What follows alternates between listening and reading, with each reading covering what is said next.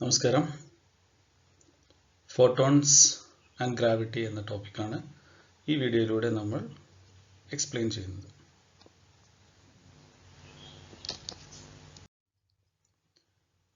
നമുക്കെല്ലാവർക്കും പരിചിതമായ ഒരു കാര്യമാണ് ഫ്രീ ഫോൾ. നമുക്ക് ഈ ഫ്രീ ഫോൾ ഒന്ന് നോക്കാം. Consider A body of mass m. It falls through a height, say h. We know that before it starts to fall, its kinetic energy is 0 and hence its velocity will be 0. Now as it falls, we know that its kinetic energy keep on increasing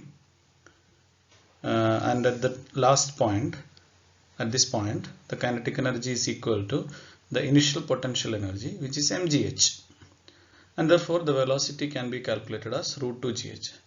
So in the free fall, we have seen that the speed of the body increases as it falls.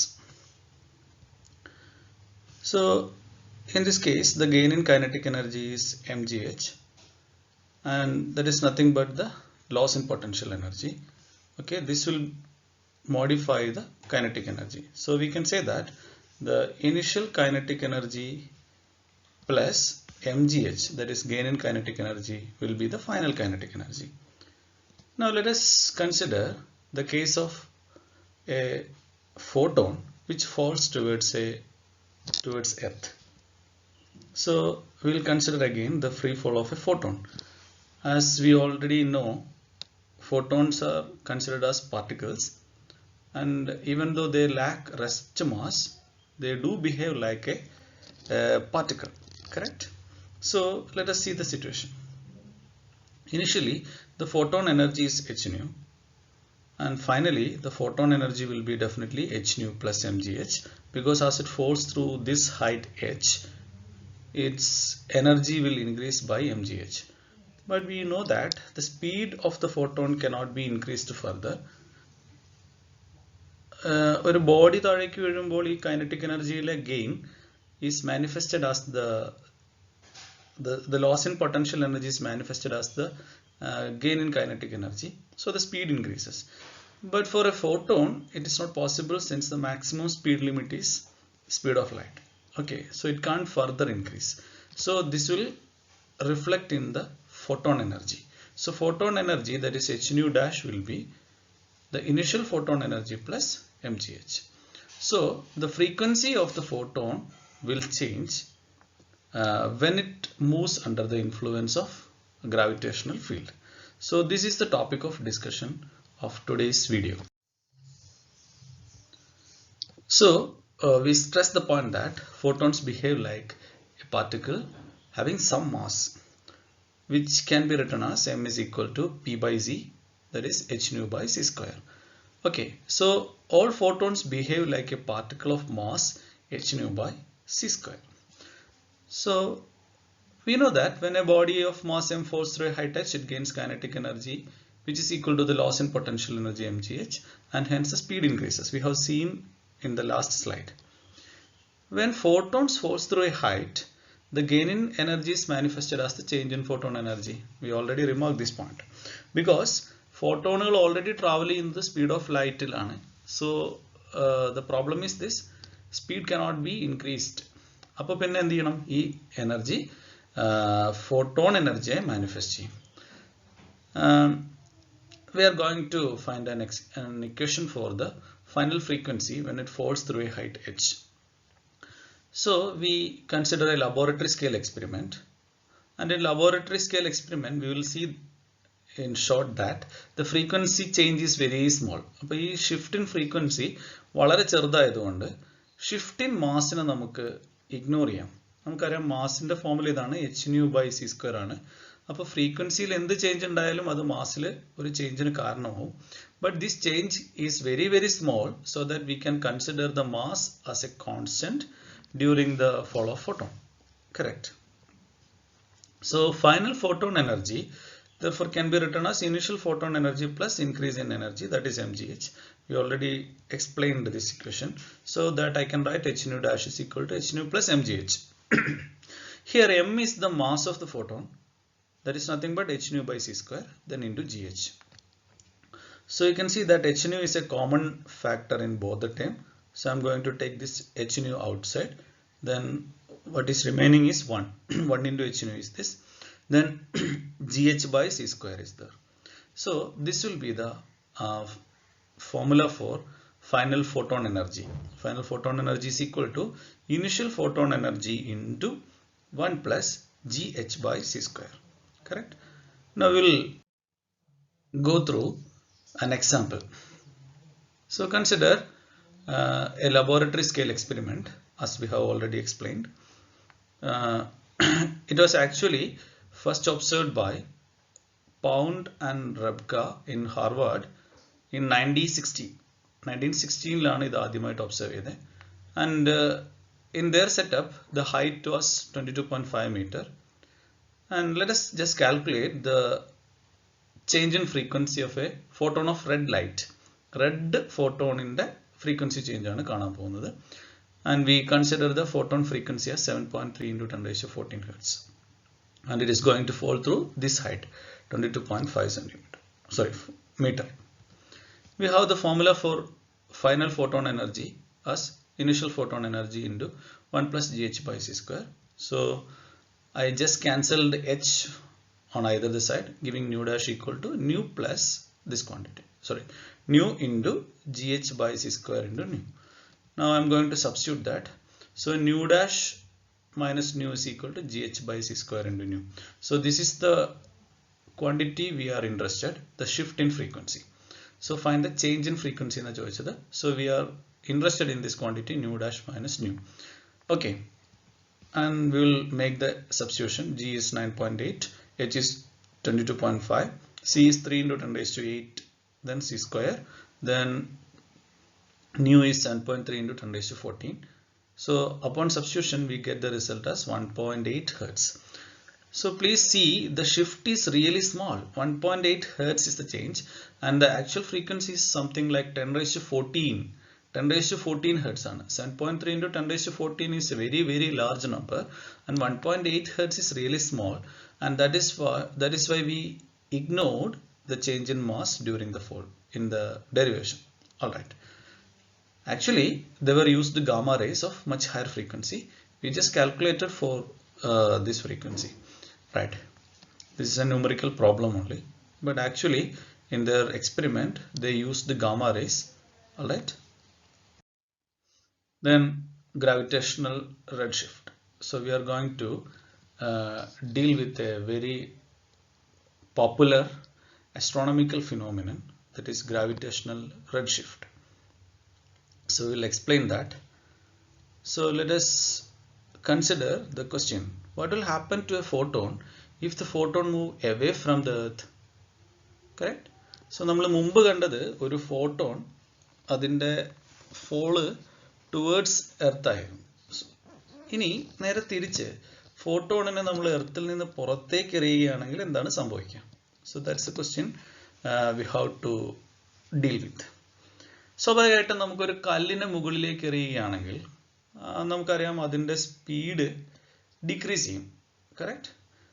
അപ്പോൾ ഒരു ഫോട്ടോണിനെ നമ്മൾ മുകളിലേക്ക് project ചെയ്യുകയാണെങ്കിൽ, or in other words, if a photon moves away from earth or any other object, what will happen? Its speed must decrease, but that is not possible.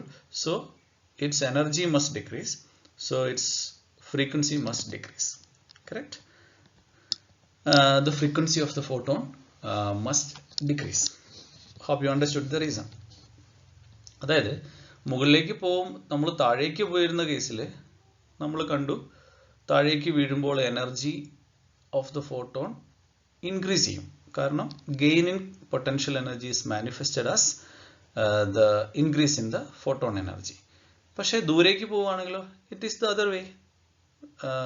എനർജിയുടെ ഒരു ഭാഗം potential എനർജിയായി മാറും. Correct? Or the energy of the photon will decrease. Okay. So the frequency of the photon will also decrease. Now, if you consider the change in frequency when a photon leaves Earth's surface, it will be really negligible. കാരണം എന്താ, നമ്മൾ നേരത്തെ എക്സാമ്പിളിൽ കണ്ടു, the shift is very small. അപ്പോൾ since Earth's gravitational field is not that strong, the shift is not observed. അതായത് മുമ്പ് കണ്ട എക്സാമ്പിളിൽ 7.3 × 10⁻14 ഹെർട്സിൻ്റെ കൂടെ ഒരു 1.8 ഹെർട്സ് കൂടി കൂടുകയോ കുറയോ ചെയ്തു കഴിഞ്ഞാൽ നമുക്കതിൻ്റെ ചേഞ്ച് ഐഡൻറ്റിഫൈ ചെയ്യാൻ പറ്റില്ല. ഇറ്റ് ഈസ് സംതിങ് ലൈക്ക് ഒരു വലിയ ഡാമിൽ നിന്ന് നമ്മൾ ഒരു ഗ്ലാസ് വെള്ളം മാറ്റി കഴിയുമ്പോൾ അതിൻ്റെ ലെവലിലുണ്ടാവുന്ന ചേഞ്ച് നമുക്ക് ഒബ്സർവ് ചെയ്യാൻ പറ്റില്ലല്ലോ. ഇതേപോലെ വലിയൊരു ക്വാണ്ടിറ്റിയിലേക്കാണ് ഒരു 1.8ൻ്റെ കുറവോ കൂടുതലോ ഉണ്ടാവുന്നത്. So that is really really small and you cannot observe it. All right, ഇത് എർത്തിൻ്റെ കാര്യം. പക്ഷേ എന്നാൽ സ്റ്റാറുകളുടെ കാര്യം അങ്ങനെയല്ല. സ്റ്റാറുകൾ they are little bit massive and many of the stars have got very strong gravitational field. അപ്പോൾ ആ കേസിൽ ഈ change in energy is considerable and so that the change in frequency is observed. We will consider the situation in detail. So the gravitational redshift, why it is called redshift will be explained once we derive the formula for gravitational redshift. Okay, so consider the case of a heavy star of mass m and some radius r. Now consider a photon of frequency nu leaves this surface like this. Now what will happen? As I already told, the energy of the photon energy must decrease. That means the frequency decreases or wavelength increases. So you can see that as it recedes away, the wavelength keep on increasing. Alright. So once it leaves the gravitational field of the star, its frequency will be smaller than the initial frequency nu. So nu dash will be always less than nu. Now we will consider a formula for the shift. So we will first consider the total energy at the surface. The potential energy of a photon on the star surface. You know that the potential energy is given by negative g/m/r. But g is the universal gravitational constant, m is mass of one of the object, small m is the mass of the second object, and r is the radius of the object. Alright, now this is given by, since we know that the mass of the photon is h nu by c square, I can make that substitution here, giving the potential energy as negative g/m/r, then instead of m, h nu by c square. And therefore the total energy is the photon energy h nu minus gm by c square into h nu by r. And you can take h nu outside. ഇവിടെ h nu ഉണ്ട്, ഇവിടെ h nu ഉണ്ട്. So taking h nu outside, you will have 1 from this term and gm by c square r from the second term. So you will get the total energy as h nu into 1 minus gm by c square r. Correct? So ഒന്നുകൂടി പറയാം. സർഫസിലെ ഫോട്ടോണിൻ്റെ എനർജിയാണ് നമ്മൾ calculate ചെയ്യുന്നത്. Photon energy h nu ആണ്. Potential energy എന്ന് പറയുന്നത് g/m/r ആണ്, where small m is the mass of photon. I made that substitution, m is equal to h nu by c square. That's it. അങ്ങനെ നമുക്ക് total energy at the surface കിട്ടി. Alright. Now what happens when the photon reach a faraway point which is very much far away from the star, so that its gravitational effect can be ignored? Obviously there is the potential energy, the potential energy will be zero. And obviously the photon energy is now just electromagnetic, that is h nu dash. So the total energy is h nu dash. Okay, so we will consider the total energy at the surface of the star and then the total energy at a point far away from the star. Alright, so from the conservation of energy we can write this energy and this energy are the same. So from equation A and B, h nu dash equal to, this thing is equal to this quantity h nu into 1 minus gm by c square r. So you will get the formula nu dash by nu equal to 1 minus gm by c square r. This is really simple. h and h's cancel ചെയ്യും. ഈ nu നെ ഞാൻ ഇങ്ങോട്ട് കൊണ്ടുവന്നു. Then we are going to calculate the relative frequency change. What fraction is the change? അപ്പോൾ ചേഞ്ചിലെ relative change എങ്ങനെയാണ് കണ്ടുപിടിക്കുക? That is change in frequency divided by the initial frequency. So we are going to calculate delta nu by nu, that is nu minus nu dash by nu, and that is equal to, what is nu minus nu dash? It's really simple. This can be written as nu by nu is 1 minus nu dash by nu, correct?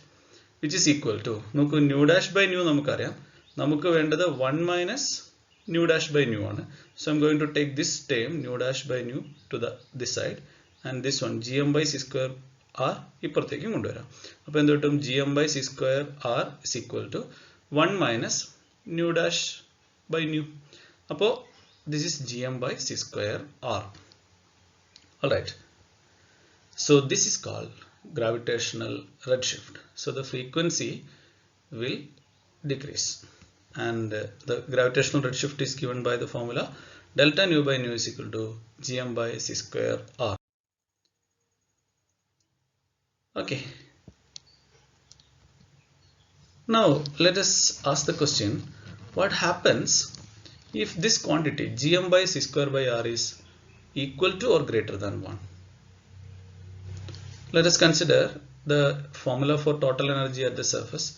It is just h nu minus gm h nu by c square by r. This is the photon electromagnetic energy, and this is nothing but the potential energy. We took h nu outside, we get this formula. Now what happens if gm by c square r is just equal to 1? You will have the total energy 0, correct? And if it is greater than 1, the total energy, if this quantity is greater than 1, the quantity inside the bracket will be a negative quantity, so the total energy will be negative. So if the total energy is negative, what will happen? If the total energy of a system is either 0 or negative, then that system is bounded. That means it cannot move freely. So in case photon is bounded to the star എന്നാണ് അർത്ഥം, if this condition is true. Alright. So total energy of the photon will be 0 or negative, which means that it is bounded. So no such photons can leave the surface of such stars. സ്റ്റാറിൻ്റെ സർഫസിൽ നിന്ന് ഒരു ഫോട്ടോണിനും പുറത്തേക്ക് വരാൻ പറ്റില്ല. That means the star cannot radiate ചെയ്യാൻ പറ്റില്ല, and hence are invisible, കാണാൻ പറ്റില്ല. There is no clue or there is no signal from the star, so that we can't see it, not even using any senses. നമ്മുടെ കണ്ണുകൾ കൊണ്ട് മാത്രമല്ല, അവിടുന്ന് യാതൊരു തരത്തിലുള്ള റേഡിയേഷനുകളും സിഗ്നൽസും വരാത്തതുകൊണ്ട് we cannot see it. See എന്ന് ഞാൻ ഉദ്ദേശിക്കുന്നത് കണ്ണുകൊണ്ടെന്നല്ല, we can't observe it, and therefore they are called black hole, right? Now we will find out the condition for a star to be black hole. That condition is called Schwarzschild radius. So before we do that, the real condition എന്താണെന്ന് നോക്കാം. gravitation. അപ്പോൾ in a situation in which gravitational energy is comparable with the total energy, ഈ point ഒന്ന് ശ്രദ്ധിക്കണേ. അതായത് നമ്മൾ നേരത്തെ total energy എഴുതിയപ്പോൾ H nu minus potential energy എന്നാണ് എഴുതിയത്. അപ്പോൾ അത് സീറോയോ അല്ലെങ്കിൽ എച്ച് ന്യൂവും G M by C square G M M by R square എന്ന് പറയുന്നതും G M M by R എന്ന് പറയുന്നതും കമ്പയറബിൾ ആവുക. അതാണ് ഈ situation. In a situation in which gravitational energy is comparable with total energy. Okay, as for photon in a black hole. Black ഹോളിന്റെ കേസിൽ അങ്ങനെയാണ്. പുറത്തേക്ക് വരുന്ന ഫോട്ടോണിന്റെ എനർജിയും അതുപോലെ തന്നെ ഗ്രാവിറ്റേഷണൽ ഫോഴ്സ് കൊണ്ടുണ്ടാവുന്ന പൊട്ടൻഷ്യൽ എനർജിയും കമ്പയറബിൾ ആണ്. അങ്ങനെ വരുന്ന കേസിൽ we have to apply general theory of relativity from Einstein. നമ്മൾ സ്പെഷ്യൽ തിയറി ഓഫ് റിലേറ്റിവിറ്റി പഠിച്ചിട്ടുണ്ട്. General theory of relativity apply ചെയ്യേണ്ടി വരും, and that is beyond the scope of our syllabus. അപ്പോൾ നമ്മളത് അപ്ലൈ ചെയ്യുന്നില്ല. But if you apply that, the correct criterion will be like this: G M by C square by R must be greater than or equal to half ആയാൽ മതി, greater than or equal to 1 ആവണ്ട. Okay, so that cannot be derived because we are not familiar with general theory of relativity. All right, so from this we'll consider the condition using equality sign. അപ്പോൾ what maximum radius is possible for a particular mass, ഇതാണ് നമ്മൾ കണ്ടുപിടിക്കാൻ പോകുന്നത്. ഒരു particular മാസിന് എത്ര radius വരെ ആയാൽ അത് ബ്ലാക്ക് ഹോൾ ആവും. The radius is more than that, it won't be a black hole. So that maximum radius is called Schwarzschild radius, And Schwarzschild radius RS of a body is defined as the maximum radius of a sphere of mass m to become a black hole. Okay, black hole ആവാൻ വേണ്ട maximum radius. അപ്പോൾ radius maximum ആവുമ്പോൾ ഈ ratio minimum ആയിരിക്കും. And that ratio minimum is just half.